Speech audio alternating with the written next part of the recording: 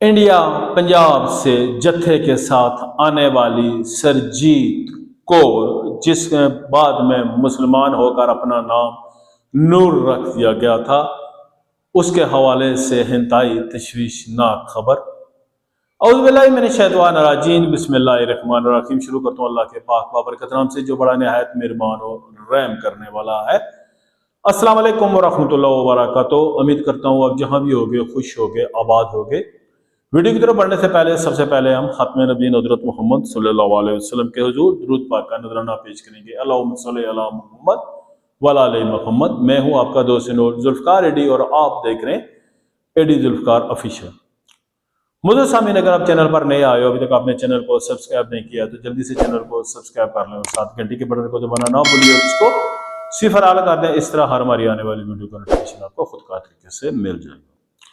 दोस्तों, ये नवंबर 2025 का दिन होता है जब यहाँ पर बैसाखी का त्यौहार हो रहा है और गुरु नानक साहब के जो वहाँ पर सिख यात्रियों का एक जत्था आता है इस त्यौहार में शिरकत के लिए, और उनमें एक सरजीत कौर नाम की औरत भी आती है। यहाँ पर ये जो देव जी के 556वें सालगिरह के यात्रा के लिए ये सिख यात्रियों का एक ग्रुप आता था, एक जत्था जिसको बोलते हैं, वो जत्था आता है और इसमें ये सरजीत कौर भी होती है, गुरु नानक साहब। उसके बाद ये होता है जी कि 4 नवंबर 2025 को जो है ना 1932 का जो सिख यात्रियों का जत्था होता है वो यहाँ पर दाखिल होता है, और 13 नवंबर को ये अपनी सारी रस्मात करके यात्री जो है ना वो वापस जाते हैं। लेकिन उनमें से ये एक औरत जो है वो सरजीत कौर उसमें मिसिंग होती है, और 1931 लोग जो है ना वो वापस जाते हैं। जिसके बाद जो है ना वहाँ पर जो अकाम होते हैं वो इस की गुमशुदगी की रिपोर्ट दिखाते हैं, और इस औरत की जो है ना वहाँ पर तफ्तीश शुरू होती है, और बाद में पता चलता है जी कि सरजीत कौर जो है इसने एक पाकिस्तानी नौजवान के साथ जो है ना वो कोर्ट मैरिज कर ली है, जिसका नाम नासिर हुसैन, जो शेखुपुरा का रहसी होता है, उसके साथ इसने कोर्ट मैरिज कर लिया और इसने अपना सिख धर्म छोड़कर इस्लाम धर्म अपना लिया और अपना नाम नूर रख दिया। उसके बाद दोनों तरफ काफी ज्यादा जो है ना वो गर्मा गर्मी होती है, काफी लोगों में गुस्सा पाया जाता है, बहुत से सवाल जन्म लेते हैं कि जी ये, और बहुत से दोस्तों ने पॉइंट उठाया जी कि अगर इसने आना भी था उसके लिए तो आया थी, ये जत्थे का रूप अख्तियार करके क्यों आई थी। वो सारी बातें दोस्तों आपने पहले सुनी होगी, मैं मजीद आपको सुनाकर आपका टाइम जाया नहीं करना चाहता। उसके बाद दोस्तों 4 जनवरी 2026 को जो है ना सरजीत जो होती है, जिसका नाम नूर होता है, और इसके शोहर नासिर हुसैन को शेखुपुरा के करीब से जो है ना वो गिरफ्तार कर लिया जाता है, और इनके खिलाफ कानूनी कार्रवाई होती है, क्योंकि इसमें जो है ना एक नहीं 2-3 इनके खिलाफ दफात लगती हैं और इनको अदालत में होता है, और वहां पर पुलिस शादी खत्म कराने के लिए इन पर दबाव डालती है, जिसकी कार्रवाई नहीं कर सकती थी।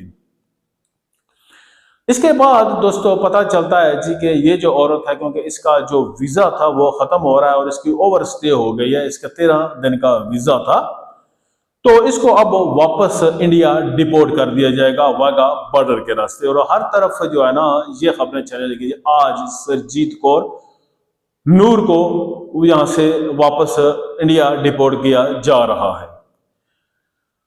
और बहुत से लोग इसमें यह भी कहना चाहते थे कि उसने अब अपना मजहब छोड़कर इस्लाम कबूल कर लिया, वो एक मुसलमान औरत है और वहां पर उसके साथ जो है ना वो अच्छा नहीं होगा, वहां पर उसकी जान को भी खतरा है, और वहां पर इसके खिलाफ जो है ना वो बहुत से जो है ना इंतकामी कार्रवाई भी हो सकती है।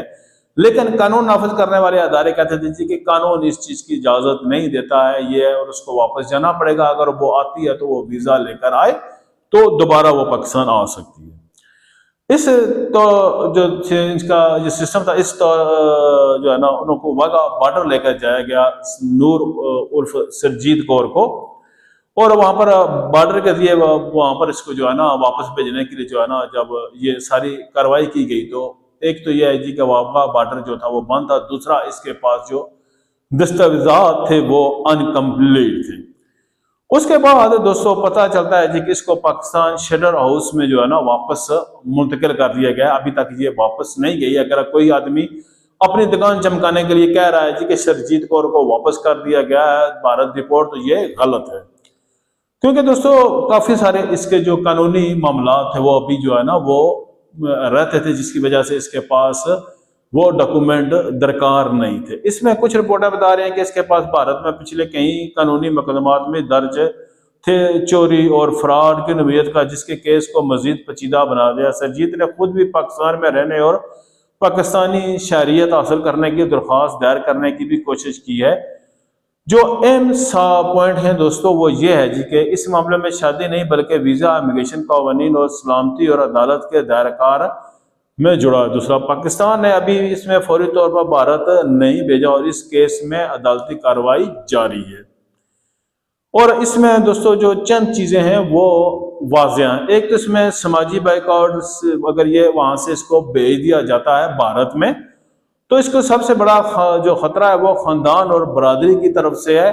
और वहां पर इसके खिलाफ मजहब तब्दील करने और सरहद पार शादी करने के वजह से काफी गमो गुस्सा पाया जाए। समाजी बाइकआउट, शदीद ज़हनी दबाव और इस सूरत में इसको तशद्दुद और जान से मारने का खतरा भी दरपेश है। इस मसाइल के नजरिए भी अदालत में बताया गया है कि अगर इसको भेजा जाता है तो वहां पर इसकी जान को भी खतरा है, और वहां पर जो हिंदू जुनूनियत है और वहां पर जो मोदी सरकार के परिंदे हैं वो किसी भी इस ऐसी चीज से वो ग्रेज नहीं करेंगे और इस औरत की जान को भी खतरा है।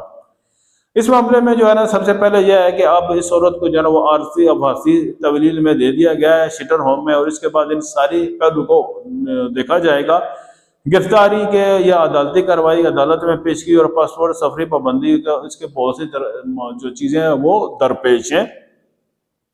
इस हवाले से अब जो है ना देखा जाएगा मदद तब्दील करने वाली औरत को और बैज़ औक़ात इबरतनाक वहां पर जो है ना सजा भी दी जाती है कि जिसने ये मदद चेंज किया और इसमें आप शेटर होम में रह रही है, पुलिस प्रोटेक्शन है इसकी और अदालती निगरानी में है। और इस हवाले से अब अदालत सारे पहलुओं को देख रही है जी कि क्या करें, क्योंकि अगर इसको यहाँ से भारत भेज दिया जाता है, एक तो ये मुसलमान है और वहां पर कहेंगे जी कि तुमने सिख धर्म छोड़कर मुसलमान क्यों हुई, इसके लिए वहां पर काफी गमो गुस्सा पाया जाता है। दूसरा, जो मोदी के चेले हैं वो इसको पाकिस्तान में शादी उनको किसी सूरत में गवारा नहीं है और वो इसको नुकसान पहुंचाने से बाज नहीं आएंगे।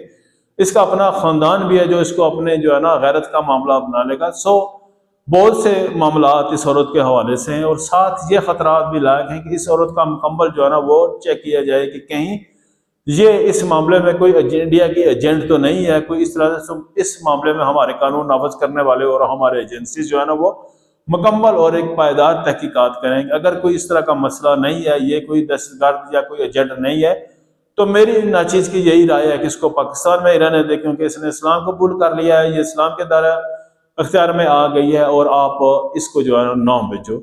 बकाया अदालत इस बारे में जो फैसला करती है वो हम कौन होते हैं इसमें दखल अंदाज करने वाले। शुक्रिया, जज़ाकल्लाह।